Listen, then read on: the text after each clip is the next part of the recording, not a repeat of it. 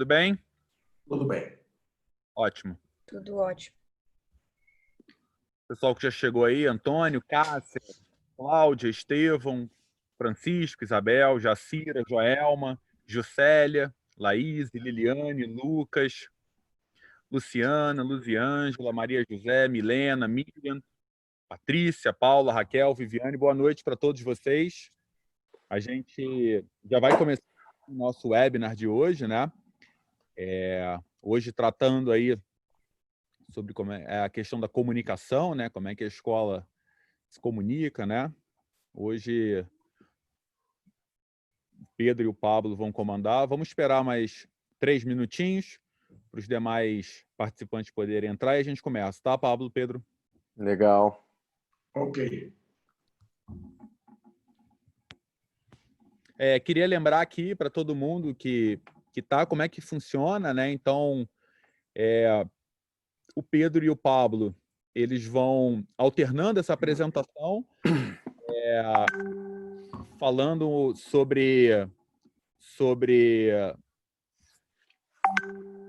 sobre o tema de hoje. Cada um tem uma provocação, algumas provocações a fazer, então teremos provocações alternadas, né, e pequenas exposições deles.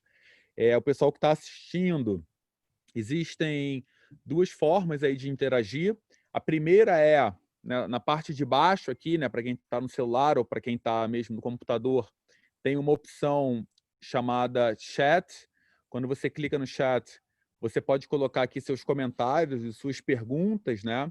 O ideal é que quando vocês forem colocar, ao marcarem, não coloquem o que está como padrão aí, que é para todos os panelistas, né? Está escrito All Panelists. Então, alterem para All Panelists and Attendees, para que tanto os painelistas possam ler o que vocês estão mandando, quanto quem está participando também, né? O attendee são os participantes aqui que estão ouvindo, né?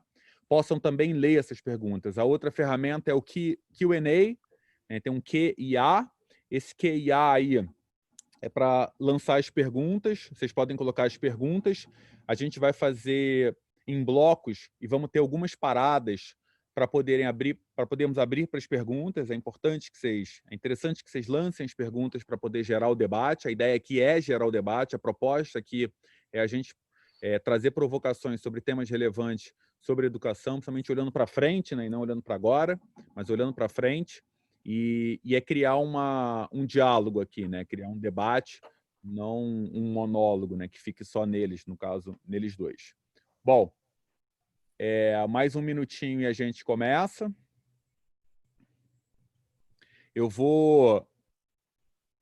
Acho que eu já vou começar apresentando aqui, para quem ainda não conhece, quem não estava na passada, a rede, ela é um produto que foi criado pelo time do Vivadia. A ideia desse produto é que a gente tenha semanalmente, né, um conjunto de discussões com um grupo amplo de gestores de escola, às quintas-feiras, sempre das 6h30 às 7h30. Além disso, nós selecionamos desse grupo que está aqui hoje 4 ou 5 pessoas para uma discussão mais aprofundada que acontece às terças-feiras. Então, a gente aprofunda esse tema na terça-feira, liderado pelo Pablo. Além desses eventos de terça e de quinta, a gente tem o grupo no WhatsApp, onde diariamente o Pablo lança algumas provocações, traz alguns conteúdos relevantes para gestores de escola, né? Então, esse é como funciona a rede. O objetivo da rede é estar unindo os gestores de escola no Brasil para discutir temas que dizem respeito à evolução, ao futuro da educação, tá bem? Bom, vamos lá então, o tema de hoje sobre a comunicação na escola, como é que a escola não se comunica, né? Tema super relevante, super importante pensando no futuro da escola. Imagino o desafio de muitos nesse momento. Para falar sobre esse tema, a gente tem aqui o London. London tem experiência aí no mercado de educação, vem fazendo consultoria para muitas escolas, é CEO da Inspin, uma empresa que trabalha junto a instituições de ensino, junto a escolas, né, prestando consultoria, assessoria na parte de gestão e marketing, que vai estar aqui dialogando junto com o Pablo, CEO do Vivadia. Pablo também com vasta experiência em educação, membro aí do Conselho da Arco Educação, vem empreendendo aí em algumas empresas em educação também, e é sócio de escolas, de 3 escolas em São Paulo e uma em Minas Gerais, tá? Pablo, você começa então hoje, vai passando a bola para o Pedro, e a gente daqui a pouco faz uma parada para o primeiro bloco de perguntas. Vamos lá. Legal. Bom, boa noite para todos. Para quem ainda não assistiu nunca a nossos webinars, a gente tem uma modalidade bastante estrita, né? Onde a gente não faz uma palestra corrida, senão que somos 2 palestrantes e cada um vai dando o que a gente chama de provocações. Essas provocações demoram 2 minutos, 2 minutos e meio cada uma delas, e são na ordem de 10, 11 provocações por webinar, todas acima do mesmo tema, obviamente. Quando a gente definiu o conceito de provocações, a gente se preocupou muito em diferenciar. Provocação não é dica. A gente não vai dar dicas de comunicação, faz assim, faz assado. A gente vai tentar convocar a inteligência de vocês para juntos, coletivamente, pensar como a gente pode construir uma comunicação melhor para a escola. E a gente, com esse modelo de várias provocações, acabará dando uma olhada ao problema da comunicação desde diferentes ângulos, porque não necessariamente enfocaremos o problema desde o mesmo lugar. Vocês virão. Então, vamos lá, eu vou começar com a primeira, o Pedro vai com a segunda, eu vou com a terceira e assim em frente. Maurício vai parar na metade, vamos ler e ouvir o que vocês tiverem para falar e depois a gente continua até o final. Vamos até 7h30 da tarde. Vamos com a primeira dica, então. Pedro, pode lançar o primeiro slide. Oi, todo mundo está vendo aí? Vocês estão vendo a tela ou não? Vai lá, tá ótimo. Legal. Deve fazer 25 anos, se não 30 anos, que eu li a biografia de Virginia Woolf. Virginia Woolf é uma narradora do princípio do século XX inglesa, né? E tinha uma frase lá que eu não consigo esquecer nunca mais na minha vida. Dizia assim: desde pequena ensinaram para ela a não falar se não tinha algo para dizer. E sempre achei que essa é uma frase perfeita. Primeiro, porque eu conheço muita gente que fala sem ter nada a dizer. E acho que todos nós temos essa experiência meio insuportável. De você perceber que outro cara não tem nada a dizer e ainda assim fala.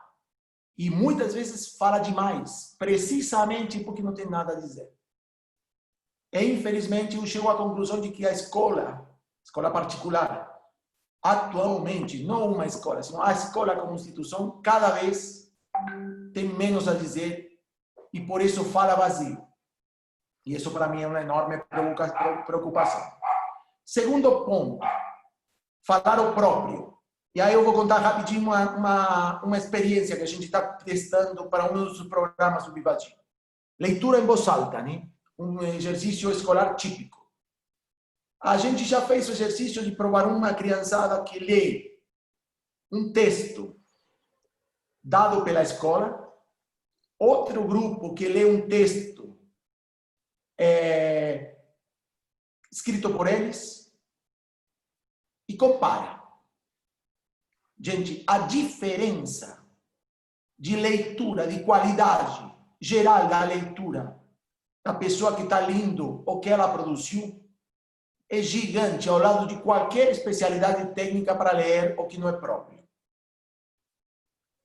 Então aí a última conclusão é: não importa às vezes o que você vai dizer, importa desde onde você diz isso. Se está dito desde o próprio, terá convicção e passará convicção. Pedro, tua opinião.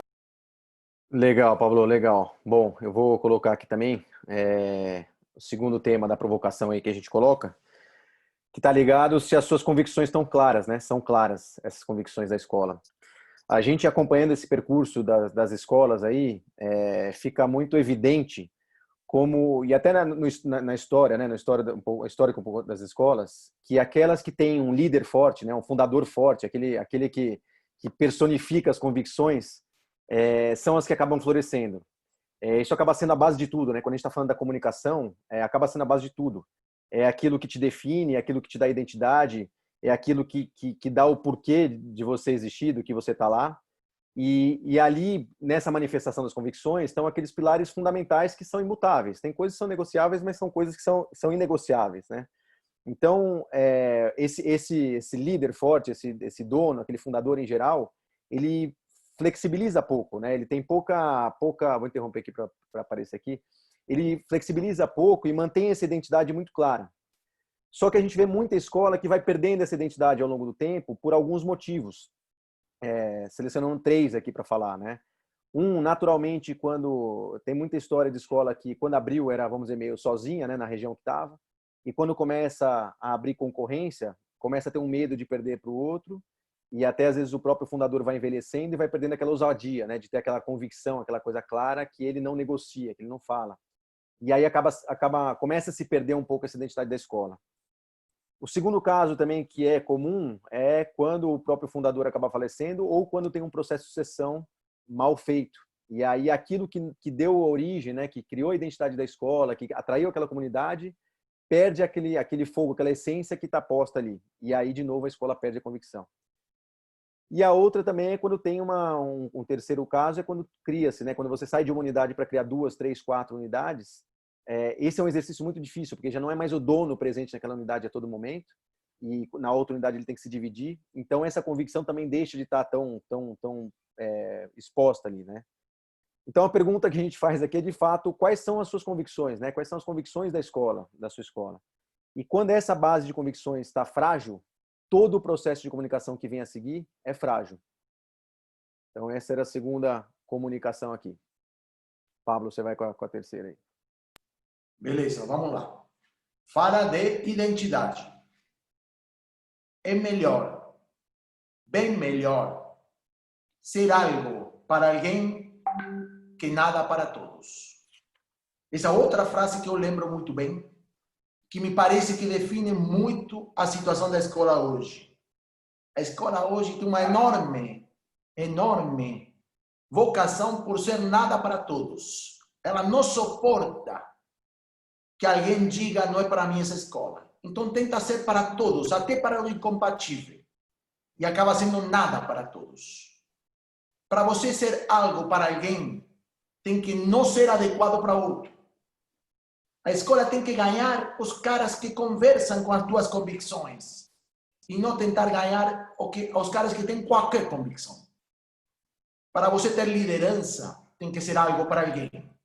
Quando você tem independência, que é a situação da escola particular hoje, diante das suas comunidades, é porque caiu no problema de tentar ser nada para todos. Por isso eu falava de identidade. Eu sou assim. Quem gosta de mim, ok. E eu vou ser alguém para esse que gosta de mim. E quem não gosta de mim, sem problema, vá para outra escola. Então vou ter uma comunidade que comulga com uma identidade. Vai, Pedro. Legal. Próxima provocação aqui, né? A gente está falando muito da identidade, das convicções. Eu comecei falando, o Pablo trouxe a questão da identidade, mas isso, vamos dizer, é uma convicção sua ou é uma cultura da escola? Esse é um ponto super importante, né? Da mesma forma que eu coloquei lá a importância do líder, né? Daquele dono, aquele fundador que transmite, que transpira tudo o que está acontecendo ali na escola e essa convicção da escola. Se aquilo está centralizado nele, se aquilo está uma figura, quer dizer, essa figura forte, ela centraliza, a escola não cresce. A escola não sai além do que o braço daquele dono alcança, né? Então a escola acaba ficando lá com seus 100, 150, 180 alunos, é o máximo que chega ali, porque ela ainda está centralizada numa figura muito forte. Então, as escolas que de fato a gente observa que florescem são aquelas que conseguem passar essas convicções para virar uma cultura, né? As pessoas que estão ali acreditam naquelas convicções, as pessoas que estão ali transmitem aquelas convicções a todo momento, e isso acaba sendo fundamental porque, de novo, a gente está falando da comunicação, né? A comunicação acontece em vários momentos, mas essas convicções, elas são testadas a todo momento. Um caso típico que a gente acompanha aqui são aquelas escolas que abrem como educação infantil, depois ela abre para o Fundamental 1 e depois vai até o Fundamental 2. Mas ela tem uma cultura mais clara ali da educação infantil e até evolui para o Fundamental 2. Mas tem uma evasão muito grande do final do Fundamental 1, quer dizer, aquelas crianças não ficam no Fundamental 2 porque eles falam, não, eu gostei muito de você aqui, enquanto a criança estava brincando, tudo, mas agora eu vou para uma escola forte, o Fundamental 2 eu vou para uma escola forte. Isso é muito comum a gente ouvir, né? Então, essas evasões altas. E aí, quando um coordenador ouve isso, né, um professor ouve isso, se ele não reage imediatamente com uma postura firme da escola, né, do que são as convicções e o que é a leitura de uma escola forte ou não sobre aquela escola, aquilo apareceu um ponto de vulnerabilidade e fragilidade do projeto. E aí, imagina isso no dia a dia, desde, né, do atendimento para cobrar inadimplência, desde da fala com o professor. Quer dizer, se a família vai encontrando pontos de fragilidade no projeto, isso acaba fragilizando o projeto como um todo. Então, de novo, a comunicação se fragiliza e aí coloca a instituição numa posição de reagir e não agir. A instituição vai estar sempre reagindo àquilo que foi encontrado como fragilidade. A família encontrou uma fragilidade e ele quer falar com o diretor para discutir sobre aquela fragilidade. Quando você toma essa liderança e passa a agir e não reagir, quando a convicção é passada, é isso que acaba florescendo para a escola. Pablo. Legal. Terceira das minhas, quinta do webinar. A verdadeira escola integral. A pergunta está, a colocação está no contexto da pergunta: que história vai contar a escola? Que narrativa tem a escola? A gente tem ouvido muito falar da escola integral como a escola que tem turno duplo, turno na manhã e turno na tarde. Mas eu estou interessado em contar a história de outra escola integral. A escola integral do aluno inteiro. A escola integral do aluno íntegro. A escola integral dos dois hemisférios. Do hemisfério da racionalidade e do hemisfério das emoções. A escola de toda a vida, em termos de tempo e em termos de alcance. Um aluno para toda a sua vida, preparado pela escola, e um aluno preparado para todas as questões que uma vida propõe. Um aluno do porvir.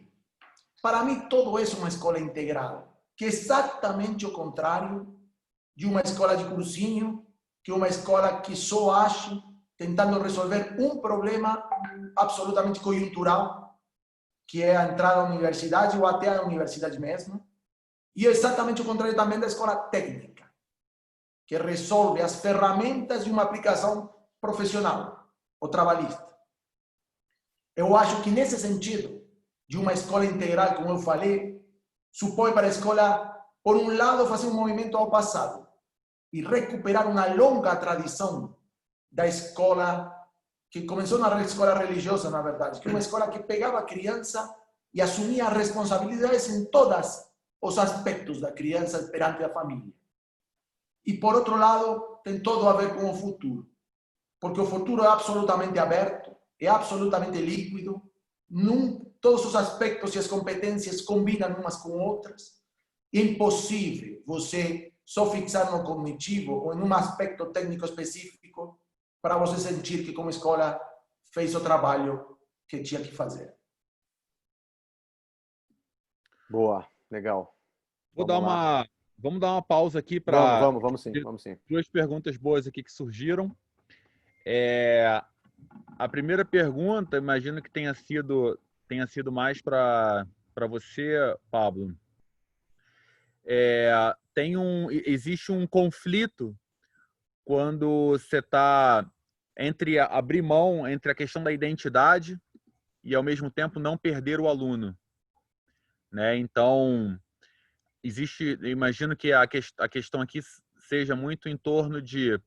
As escolas têm um grande desafio hoje de crescimento, né, de trazer mais alunos, e, por outro lado, de manutenção de identidade, né? E aí tem uma conta de quando você quer manter a identidade e não quer abrir mão dela, numa perspectiva de se firmar ali, às vezes você abre mão de alunos para conquistar outros.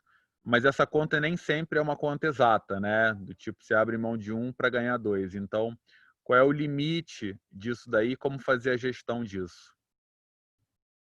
Legal. Provavelmente na história do mundo das empresas, do cara mais sucedido em termos de negócios é a história de Steve Jobs, né? A gente sabe disso. E eu não conheço cara que tenha aberto menos mão sobre suas convicções que esse cara. Esse cara era absolutamente taimoso com tudo o que ele acreditava. Apple é uma empresa de identidade no mundo de commodities, como é a tecnologia. Então, aí você tem um contra-exemplo fantástico. Não é verdade que a identidade não vende. Pode ser verdade que dê medo apostar a identidade. Mas a identidade bem construída é bem mais vendedora do que a mesmice do mais do mesmo. E me parece que o exemplo da Apple, e eu vou dar outro exemplo na seguinte provocação, é um ótimo exemplo de como um cara que nunca abriu mão do teclado, que nunca abriu mão do porto USB, e assim por diante, devorou o mercado da tecnologia até onde ele quis.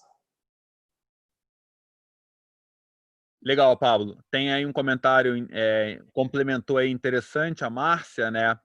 Falando que principalmente se os pais não se interessam pela identidade da escola e sim pelo valor a ser pago, né? Então, Ninguém se interessa pela identidade da escola a priori, mas eu estou convencido de que todo mundo está de saco cheio de mais do mesmo. Ainda não falem. Eu vou falar um pouquinho também lá na frente, acho que dá uma boa resposta aí também, mas acho que o Pablo passou bem aí já pela frente. Pedro, tem uma pergunta aqui do Carlos, Manda. que é criar cultura é um grande desafio. Como é que você sabe se você consegue criar essa cultura, se a cultura está plenamente criada e quais são as estratégias para seguir nesse processo? Legal, Carlos. Eu acho que eu concordo aí que é o grande desafio, né? A gente está aqui na provocação, evitando entrar no como, né? A gente está aqui numa linha muito mais de provocação e acho que a gente tem alguns trabalhos aí para a gente conduzir. A gente pode ajudar aí você, mas vamos tentar não entrando aqui muito no como. A primeira coisa que eu falo é que tem que ter um investimento de tempo, né? Uma intencionalidade de fato daquele líder, do gestor, de estar convivendo, de estar junto com seus líderes, de estar ali do lado a lado, contando e transmitindo, né? Transpirando aquilo lá e ajudando, né? É muito comum que a gente acompanha nas escolas, né? A gente contrata professor, contrata as pessoas da equipe, até um coordenador, e nunca não tem nenhuma primeira conversa de falar, bom, qual que é a nossa identidade, qual que é a minha identidade, o que eu acredito, o que eu espero de você quando você está na escola, quando acontecer essa situação, o que eu espero que você se porte. Então, acho que o primeiro ponto é quando chega, né, alguém na sua escola que está integrando uma nova comunidade ali, o que você fala para essa pessoa? O que você falaria hoje? Você saberia contar para uma pessoa o que falar? E isso fica mais explícito quando é alguém que está chegando novo. Mas alguém que já está lá há 20 anos, já teve uma conversa clara de, bom, ó, quando eu pinto uma pergunta, ou assim, tem muita coisa comum, né? Perguntas comuns que chegam das famílias são essas. Como é que a gente se porta diante delas? Então, esse é um exercício. Mas depois a gente, enfim, para não entrar no como aqui, a gente pode falar aí mais detalhadamente. Mas acho que até aqui, acho que pararia por aí. Legal, obrigado, Pedro. Pablo, você continua agora, o próximo ponto é seu. Vai lá. Vamos lá, eu acho que esse aqui é o meu, né, Pablo? Você foi agora o último, não foi? Acho que é o vício dos diferenciais, Isso, não é? exatamente. Então, peraí. Vamos esperar o slide. Vamos lá, peraí, desculpa. Peraí. Eu vou. Eu inverti a ordem aqui, então. Pronto. Beleza. É muito reconhecido o método de construir identidade pela somatória de atributos. Eu vou dizer aqui que é o pior método que eu vi na minha vida para construir identidade, que não conduz à identidade. E que eu estou dizendo? Eu sou uma escola que eu tenho inglês, robótica, ótimos resultados no vestibular e a comida é perfeita e a matrícula é baixa. Eu vou acumulando atributos e penso nesses atributos com a lógica de me diferenciar do outro. Isso constrói uma identidade absolutamente cosmética e absolutamente irrelevante. O que eu tinha para dizer é que uma coisa é ter diferenciais e outra coisa é ser diferente. E ninguém acaba sendo diferente pela somatória de diferenciais. Ser diferente quer dizer ter um chassi feito de outra maneira. Quer dizer estar configurado acima de um conjunto de valores que são diferentes do outro. E essa construção define minha superfície. Vou dar um exemplo. Não sei se vocês alguma vez assistiram, se não assistiram, vale a pena assistir, a um consumidor comprando ou um iPhone ou uma moto Harley Davidson. É muito curioso porque o cara não faz nenhuma pergunta técnica. Nenhuma. O cara compra o projeto que esse produto supõe, a experiência que esse produto supõe, o imaginário que essa marca supõe. E nunca Harley, nem Apple, nem as boas marcas de produto fazem um anúncio dizendo meu diferencial é esse outro. O que elas dizem, eu sou diferente por isso, isso, isso. Então, gente, eu acho que a escola que está completamente sendo pensada desde os diferenciais está indo para o lugar errado. Que temos que revisitar os chassis da escola, que são um grupo de configurações e de convicções que fizeram aquela instituição existir. A partir de aí, construir a identidade. Uma boa identidade sempre é diferente de outras, pela própria convicção da identidade. E esquecer dos diferenciais. Deixa o cara do lado fazer inglês, fazer robótica, fazer o que quiser. Se não está na tua convicção, você não faz. Mas faz, por favor, no que você acredita. Legal, vamos lá, próximo ponto aqui, quando a gente está falando da comunicação, pergunta mais simples, né? Comunicar o quê? O que a gente quer comunicar? O que a escola quer comunicar? A natureza, aí, como eu falei, da comunicação é isso, você está transmitindo uma mensagem, e aí qual é a mensagem que a escola quer passar? E a escola acaba no final, se afogando num mar de mensagens operacionais, né? Ela acaba mandando calendário de prova, professor ficou doente e faltou, aluno que ficou doente, tem um dia a dia da escola que é super maçante, que exige uma quantidade de comunicação enorme, e a escola, quando faz esse trabalho, e nem todas fazem bem ainda, mas vamos partir do princípio que elas façam, acaba entrando nesse mar de comunicação, perdendo qualquer relevância da interlocução, né? Quer dizer, tudo que chega da escola é uma coisa chata, né? Perde um pouco desse caminho. E aí a escola fala muito do problema, fala muito das coisas, mas ela está contando coisas que não são ali necessariamente relevantes para fortalecer tudo isso que a gente está falando da identidade. Algumas poucas escolas fazem pelo menos uma reunião com as famílias, por exemplo, no começo do ano, falando sobre como é que vai ser aquele ano, ou o que a escola acredita ali. Algumas que fazem com mais frequência, fazem 2 vezes por ano. Outras só falam nas transições de segmento. Então, quando começa um segmento novo, fala, aqui a gente acredita que o Fundamental 2 é assim, vai falar de alguma forma, mas mistura também a comunicação. Então, falta a escola sair só da comunicação operacional para uma comunicação do que ela quer contar. E aí, de novo, volta para aquilo que a gente falou lá atrás, de sair de uma postura reativa e ir para a postura ativa, né? Como fazer isso. Então, quando a gente está querendo contar sobre a nossa escola, a gente tem um exemplo aí, o Papo a gente estava conversando, isso, me conta sobre a sua família. E aí você fala, bom, a gente acorda às 7 da manhã, toma café, depois a gente sai, depois... Você não está contando sobre a sua família, você está contando sobre a rotina da sua família, não diz a identidade da sua família. E a mesma coisa que a escola faz, né? Ela posta lá, por exemplo, uma foto da saída pedagógica, posta uma foto de alguma coisa, mas o que aquilo significa dentro do contexto do projeto pedagógico? O que ela quer comunicar com aquilo? O que de fato ela quer passar de mensagem? Então, essa clareza do que comunicar, acho que é o primeiro ponto aí para a escola exercitar, e lembrando de limpar, né, o que é comunicação operacional para uma comunicação de quem sou eu, qual é a minha identidade e como é que eu vou fortalecer isso. Boa. Ok. O novo slide diz a nova voz da escola. Eu estou preocupado pela construção da voz da escola. Depois de estar preocupado pela identidade, pelo conteúdo, agora chega a hora de me preocupar pela voz da escola. E a voz da escola depende de algumas coisas que eu vou tentar listar rapidamente. Primeiro, pelos speakers ou pelo speaker. Quem é a pessoa na escola preparada para falar em nome da escola. Preparada no sentido de apropriação do conteúdo e preparada no sentido técnico de falar bem para outros, de ter convicção, articulação, retórica e assim por diante. Se não há quem, é urgente buscar quem, preparar quem, treinar quem, desenvolver quem. Não há uma voz sem alguém que encarna essa voz. E esse é o speaker.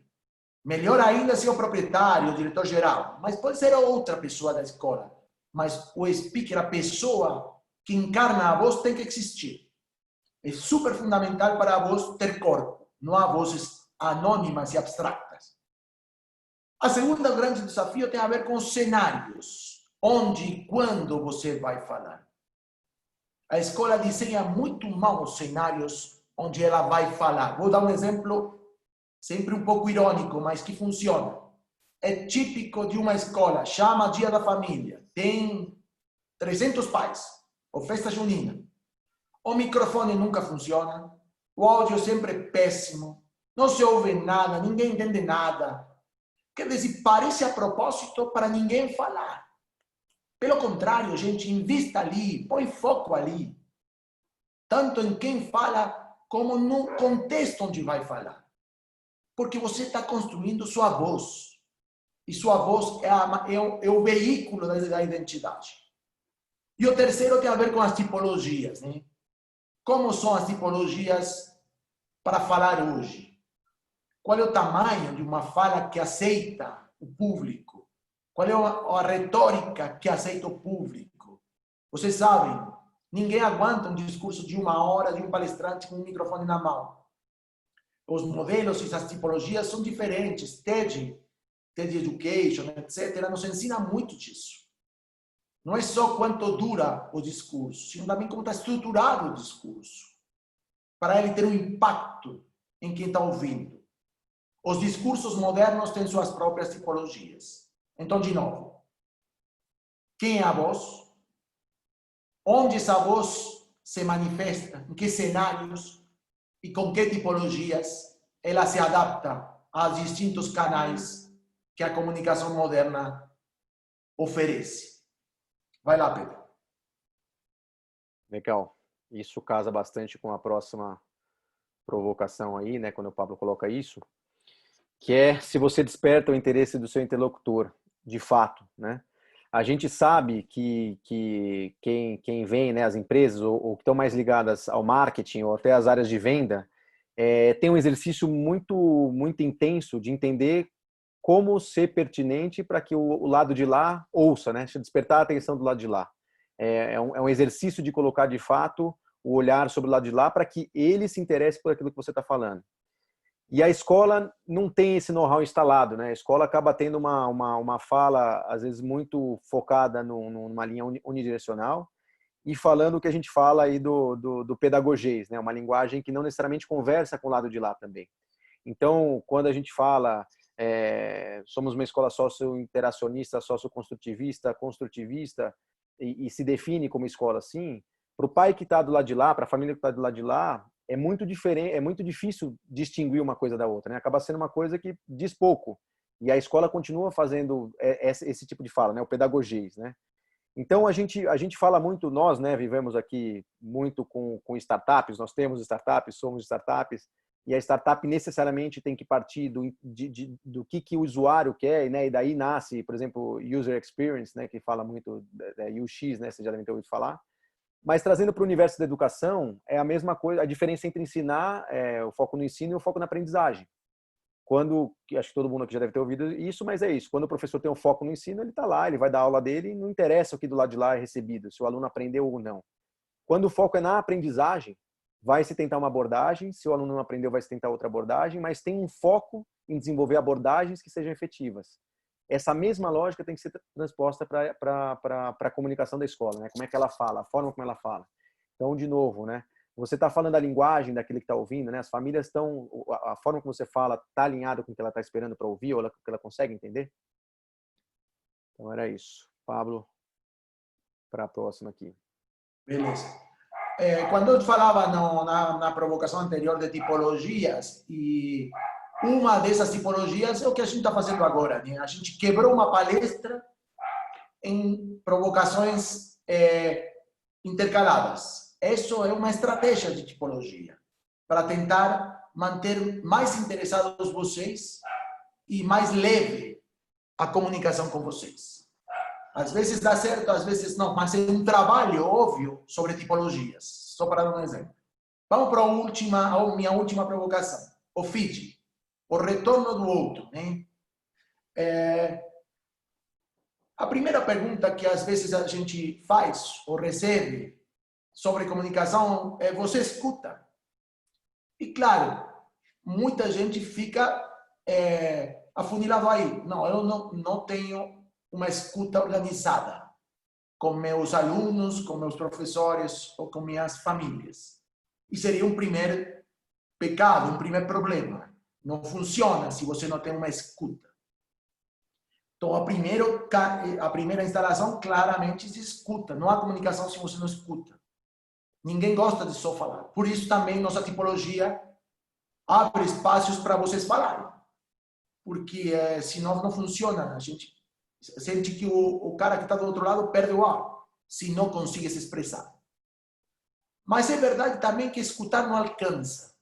E aí a retórica muitas vezes nos leva a usar o verbo ouvir, né? Além de você escutar, você ouve. E um segundo nível de profundidade do mesmo problema.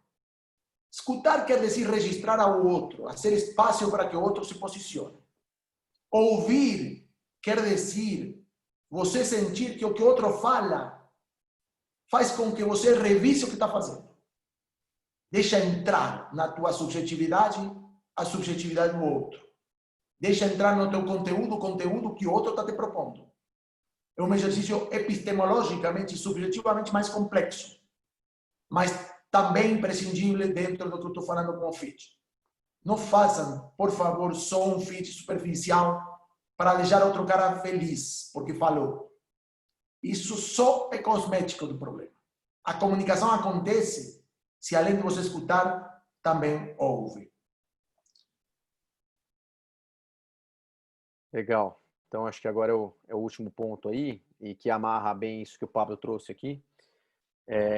Quando ele fala do feed, né, da tipologia, ele também traz a questão de que não dá para ser uma comunicação unidirecional, né? Como é que você ouve, de fato, o que vem de lá, né? Então, se a escola segue no modelo de comunicação unidirecional, já funcionava pouco antes, mas hoje, claramente, é um modelo que não funciona. Não tem como você manter uma comunicação unidirecional e não coletar o que chega lá. E, de novo, mesmo exemplo da aprendizagem, né? Você manda, você tem que entender se o que chegou lá fez sentido, o que é e o que aquela pessoa devolve, né? Para você replanejar o que vem para frente.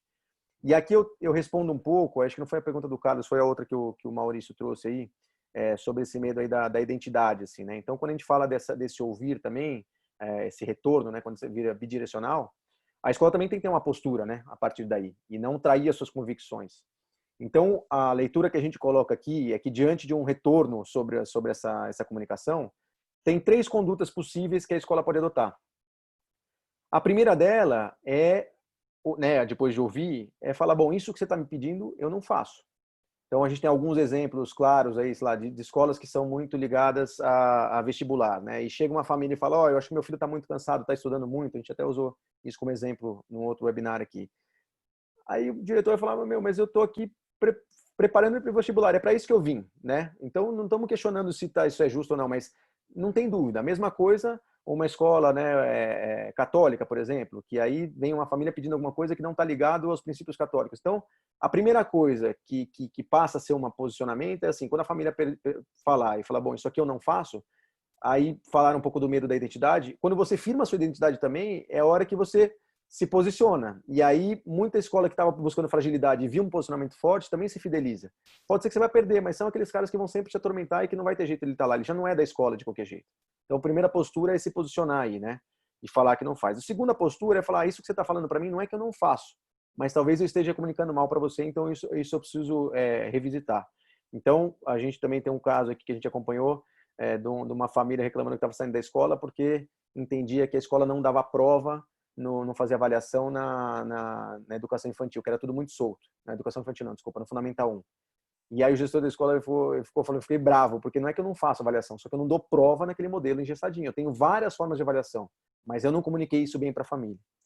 E o terceiro ponto é quando de fato você ouviu, e não é nem aquilo que você se posiciona, fala isso eu não faço, ou nem aquilo eu não estou me comunicando direito, é de fato reconhecer que, bom, isso que você está me pedindo, de fato eu preciso melhorar. Esse ponto que você está me colocando, eu acho que eu não estou fazendo da melhor forma possível, e aí vamos trazer para dentro e tentar melhorar e dar o feedback para aquela pessoa. Falou, você me questionou, eu de fato identifiquei que é uma falha, e a gente se ajustou e está aqui, e obrigado pelo seu feedback. Então são essas 3 posturas possíveis que a gente fala, essas 3 condutas. Acho que eram isso, né? As provocações iam até aqui. Aí acho que o Mal, você está no mudo aí, Mal. Agora não mais. Bom, eu vou aproveitar e te puxar antes de mandar uma boa questão pro Pablo desenvolver que surgiu aqui, e eu quero associar com a outra que me surgiu também. Pedro, a London, né? Você gosta que eu chamo de London. A Liliane, ela pergunta como vencer o desafio de manter a identidade da escola em tempo de pandemia, onde as pessoas estão emocionalmente abaladas. Vou aproveitar enquanto você pensa no que você vai responder. O pessoal que tiver... A gente tem um número grande aqui de representantes, vários estados do Brasil que é representado. É bonito ver o Brasil inteiro unido aqui, né? Lindo isso. Quem tiver perguntas, quem tiver exemplos para dar, quem tiver inquietações, pode postar aqui no chat, pode postar aqui no Q&A também. Recebemos já uma pergunta aqui do Lucas também, que eu vou passar para eles para a gente continuar esse debate, né? A ideia é que tenha essas provocações, a partir delas a gente tenha reflexões e com essas reflexões a gente possa aprofundar esse debate. Pedro, e aí, Pedro? Bom, Liliane, boa pergunta aí, obrigado. De novo, vou tentar não entrar no caso agora da pandemia, porque senão a gente acaba entrando num buraco aí sem fundo, e é um desafio, de fato, que as escolas estão passando agora. Nós estamos, né, a gente está mais lá 70 escolas aí no Brasil, 13 estados diferentes, a gente está pegando todos os contextos, escolas de ticket mais baixo, ticket mais alto, e a gente sabe que as emoções do lado de lá estão muito à flor da pele, né? Todos nós, né? Todo mundo está aí um pouquinho mais tenso, quer dizer, essa interlocução não é como seria num cenário normal, isso é claro, né?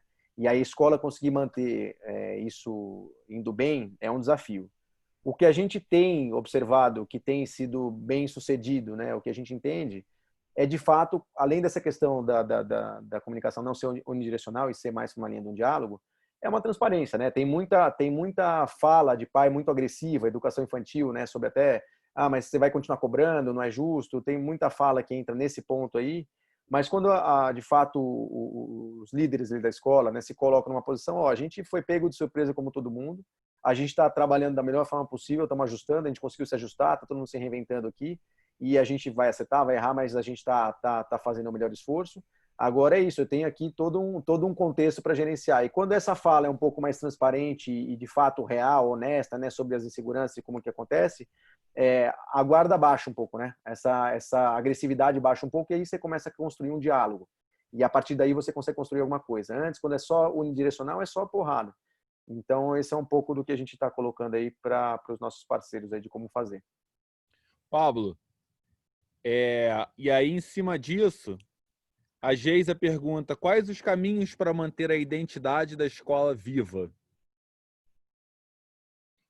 Eu acho que a primeira é expressar a identidade, Geisa. Não há uma construção de identidade que não tenha uma formalização retórica e discursiva. Você precisa comunicar a identidade, você precisa construir discursivamente a identidade, porque essa maneira de dar sentido ao que você depois faz no dia a dia, na prática, na escola.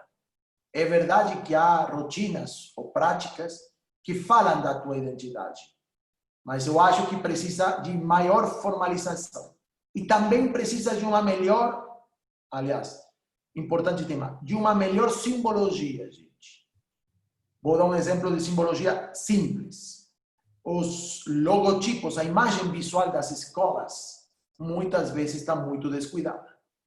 Ela diz pouco sobre a identidade e as convicções da escola. Tenta revisar tudo isso, Geisa. A coerência das tuas convicções, da tua fala, da tua simbologia, das tuas práticas. E aperta essa coerência. As pessoas começarão a receber consistentemente a mesma mensagem. E aí haverá um momento em que ninguém terá dúvidas. Outra coisa é se o cara gosta ou não gosta da tua proposta. Mas dúvidas sobre a tua proposta não terá. E tem um comentário da Fátima, super interessante. Estamos esquecendo que as escolas particulares estão num contexto de mercado e pais e filhos são clientes. Eu sei, Fátima, essa conversa, acho que é uma conversa longa, né? Mas eu quero tentar chegar na conclusão, porque eu acredito nessa convicção, de que o cliente se move também por suas convicções, por suas emoções, por suas adesões à identidade. Que o cara pague e você cobre, não quer dizer que esse vínculo está necessariamente mercantilizado nem racionalizado pela mercantilidade. Há um monte de móveis e de motivos que não são nem da racionalidade do consumo, nem da racionalidade das variáveis básicas do consumo, preço, oferta, etc. Tem a ver com adesão à identidade. Então, é verdade que são clientes, é verdade que a gente é empresa, é verdade que há dinheiro no meio, mas não por isso me parece que o que a gente está falando não funciona. Eu construiria valor de mercado a partir das mesmas coisas que construiria valor político, valor religioso, valor de qualquer tipo. Não acredito que isso nos invalide de construir valor genuinamente em um lugar profundo de identidade. Mas é um papo super profundo e super interessante, Fátima. Obrigado. Ô, Pablo, tem um outro comentário aqui da Luciana interessante. Ela fala sobre a comunicação operacional. Nesse ano trouxe para o segmento do infantil e fundamental reunião com os pais bem mais ativo. Levamos o que precisávamos comunicar, porém de um modo em que as famílias foram protagonistas. Elas foram provocadas pela nossa proposta. Colocamos nossa identidade, fazendo e criando soluções com eles. Não falamos de proposta pedagógica, vivemos a proposta. Isso está ótimo. Isso está ótimo. Se você sentiu isso, dê um passo na frente, pelo menos segundo o meu ver. É isso que tem que acontecer. Legal. Esse vai ser o saldo positivo aí desse processo que a gente está passando, com certeza. Né?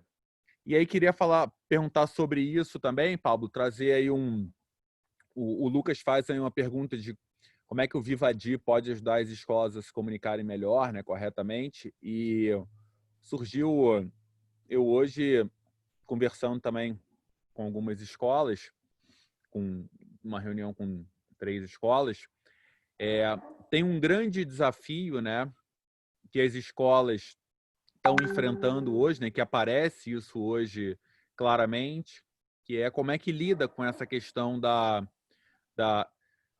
escola acontecendo de certa forma em casa, né? A escola passando as atividades para serem realizadas em casa, a família de certa forma operacionalizando isso, mas tem um grande desafio de como é que a escola comunica isso, a mensagem chegue corretamente até as famílias e ela seja seguida. Eu não quero ficar aí no contexto disso, né? Assim, no contexto da pandemia, mas eu acho que esse contexto ele mostra de alguma forma alguma fragilidade. Então, assim, as escolas hoje que enfrentam dificuldades para que as famílias e os alunos em casa possam manter suas atividades a partir do que a escola está orientando, porque não tem canal estabelecido ou porque essa comunicação ela não teve aí uma continuidade, não teve uma consistência que tivesse gerado valor para a família, né? Eu acho que esse momento ele mostra certas fragilidades para a gente refletir onde que estão os pontos para a gente questionar e mudar. Legal, Mauro. Eu no início, hoje, da conversa, tentei fazer um contato muito direto entre convicção e comunicação. Eu acho que não temos que tratar a comunicação como um problema técnico. Temos que tratar a comunicação como um efeito da construção de identidade e convicção. Comunica aquele que tem alguma coisa a comunicar. Vou fazer um parênteses, volto do parênteses, porque não tenho muita intenção de ficar no parênteses. Mas no coronavírus, um dos problemas que as escolas têm é que nem elas acreditam no que estão fazendo. É difícil comunicar isso. É difícil comunicar com convicção o que você não tem convicção de se está ensinando, então o aluno está aprendendo, o processo está funcionando. E é lógico que isso aconteça porque são areias novas, práticas novas, exageradamente novas para a gente ter convicções fortes. Mas voltando ao negócio geral, de qual é a relação entre Vivaldi e tudo isso, eu diria, Vivaldi, por um lado, entra no debate de o que quer dizer uma escola do século XXI. Tem muito a ver com esse ponto que eu levantei de uma escola integral, que atenda o aluno inteiro e o aluno íntegro, e dos hemisférios, que a gente já falará mais, né? Os dois hemisférios que constituem uma pessoa. Então, Vivaldi chega para tentar agitar a discussão da identidade e da convicção e do perímetro do que uma escola atinge. Esse é o trabalho do Vivaldi. Por outro lado, aparece uma segunda fase mais técnica da comunicação, que eu quero que seja uma segunda fase, não na primeira fase, porque senão fica vazia. Que tem a ver com algumas coisas que eu fui falando e que continuaria falando, né? A construção da voz, a construção do speaker, a construção dos cenários e assim por diante. Mas, de novo, não adianta construir uma estrutura técnica eficiente a partir de uma identidade fraca ou mal constituída. Então, para mim, o trabalho é logicamente necessário assim. Começa por se relacionar com suas convicções, começa por construir sua convicção, estrutura discursivamente tua convicção e depois você vai começar a comunicar melhor. Legal, obrigado, Pablo. Um outro ponto, eu acho também relevante, que surgiu aqui, mais uma questão que eu recebia, é quando surgem assuntos delicados na escola, né? A escola muitas vezes se vê em situações em que acontecem eventos e a escola não sabe muito bem como comunicar isso para as famílias, e muitas vezes esse tipo de comunicação ele gera um problema maior, né? Pelo tempo que demora para comunicar e a forma de comunicar também. Eu acho que a gente trouxe aqui esse exemplo do Luiz e me lembrei de um exemplo que você tem, né, Pablo, que você vivenciou em uma das escolas também, de assunto delicado e o problema que se virou porque a escola não sabia como comunicar exatamente isso. Eu acho que esse é um ponto relevante da gente desenvolver aqui também. Mas lembrar mal no meu exemplo, em vários exemplos, quando a escola não sabe muito bem como comunicar, é porque, na verdade, ela está perplexa diante da própria situação. Não sabe como comunicar porque não sabe o que dizer. Essencialmente. Se você sabe o que dizer, é mais fácil comunicar. Volto meio à mesma convicção inicial. Eu vejo que as escolas que ficam mal posicionadas diante de uma situação de comunicação não é por um problema técnico, é por um problema, de novo, de convicção e identidade. Ela não sabe o que está acontecendo. E quando você não sabe o que está acontecendo, nem qual é a tua posição diante do que está acontecendo, você acabará comunicando mal, sendo ambíguo, sendo pouco claro, fugindo do foco, tentando resolver com palavras o que não tem fundo e assim por diante. Pedro, vou lançar uma para você. Eu, quando era diretor de escola, recebia frequentemente anúncios de empresas que queriam fazer a gestão da comunicação da escola, né? Aparentemente, todas faziam a mesma coisa. Eu experimentei umas duas diferentes e não adiantou muito na comunicação. Bom, como que faz esse tipo de escolha? E mais ainda, se esse é o caminho para solucionar o problema. Boa pergunta, Mal. Eu acho que bom, enfim, a essência do que a gente está falando aqui hoje, acho que o Pablo agora no final resumiu bem, o que responde é isso, né? Quer dizer, antes, né? Acho que a gente encontra muita escola que está buscando a técnica, né? Uma agência que vai falar o como falar, mas o que falta para ela é o que falar, né? Essa clareza da identidade é um pouco disso. E aí eu tenho muito contato, eu estou muito próximo de agências e a minha carreira também passou por aí, né? Passei pela área de marketing. E é isso, quando do lado vamos dizer, de quem está tentando passar mensagem não tem convicção, não tem clareza do que está, o trabalho de quem está tentando passar mensagem é muito difícil. E aí fica aqueles problemas que todo mundo fala de briefing, né? E aí o que a gente vê muito comum, a escola vai lá e contrata uma agência, né? E a agência, ela contrata como um fornecedor. E ela vai lá e coloca para o fornecedor, ó, faz aí o que eu tô mandando. Mas a gente brinca que é como uma criança contratando a babá dele, né? Ele vai contratar a babá que é mais legal, que dá mais doce, que tudo, mas não necessariamente aquela que sabe fazer da melhor forma possível. Porque o que de fato essa agência deveria fazer, ou quem deveria fazer, a primeira escola, é encontrar a identidade. Então, quando o Pablo fala dentro do Vivadi, a gente explorar melhor todo esse conceito da identidade, né, da escola, do que ela está fazendo ali, do que ela tem, o hemisfério direito da escola que a gente fala, né, tudo que ela tem que acontece que de fato dá identidade para ela, e aquilo está claro, depois vir alguém e comunicar aquilo de uma forma interessante, tá tudo certo. Então, a gente tem aqui, né, o Vivadi tem 2 projetos aí, né, o Vivadi em si e a Inspin, que é coligado aí, que tenta trabalhar justamente com esse processo de como ajudar a escola a encontrar essa forma de falar. Mas acho que a grande ponta é essa, Mal. O que tem por aí normalmente são ferramentais, né? Então, você encontra alguém que vai fazer o marketing digital, você encontra alguém que vai fazer isso, mas qual que é a essência da escola? O que a escola de fato está fazendo? Acho que essa é a grande resposta aí. E isso não dá para terceirizar, isso é a própria escola que tem que encontrar. Legal.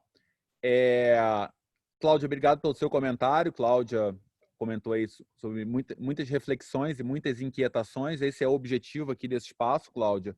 E elas não terminam aqui, né? Elas continuam. Geis, obrigado aí pela sua contribuição também. Buscar identidade, né? O Pablo tem forçado muito em cima disso. Eu vou, então, dar 1 minuto para cada um de vocês fazer aí a fala de encerramento e, em seguida, falar um pouquinho sobre como é que a gente continua, quais são os nossos próximos passos e eventos. Antes disso, Joelma comentou, Pablo e London foram bastante assertivos quando trazem a identidade da instituição como algo fundamental para sua manutenção. E por estarmos nessa insegurança de isolamento social, deixa-nos em desequilíbrio constante. Há vários caminhos e várias caminhadas. Parabéns. Então, acho que a Joelma pode inspirar vocês na fala final também. 1 minuto para cada um, porque a gente vai ser pontual.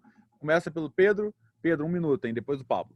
Boa, Joelma. Mandou uma ótima para terminar, mas eu acho que é isso. No final, o que a gente observa é que no dia a dia, né, no turbilhão das coisas e essa vida de gestor de escola que é um herói, né, que faz 300 coisas e cuida de tudo, não perder o foco, não perder a essência, né? Acho que é isso que a gente está falando e é bom, inclusive esse espaço que a gente construiu aqui no Vivadi, justamente a gente não quer estar focado aos problemas, às soluções pontuais e sim discutir essência, discutir problemas, discutir coisas mais amplas, é isso, porque falta esse tipo de espaço para a escola revisitar a sua identidade, revisitar por que ela existe. Então, acho que aí o que você colocou e a própria Geisa colocando identidade, é isso aí. Se a gente sair com essa provocação daqui e vocês conseguem ter um tempinho para pensar sobre a identidade, é isso que a gente gostaria e a gente atingiu o nosso objetivo aqui hoje. Paulo? Beleza. Bom, 3 coisas bem rápidas. A primeira, acho que a gente conseguiu, além de cada um dos conteúdos, de cada uma das nossas intervenções e as perguntas e as respostas, colocar a comunicação, que é um grande problema, que é uma grande questão, no contexto de outras grandes questões. Os grandes problemas não são isolados, estão conectados. E conectados com os outros grandes problemas. Então, a gente conseguiu conectar, por exemplo, a comunicação com a identidade.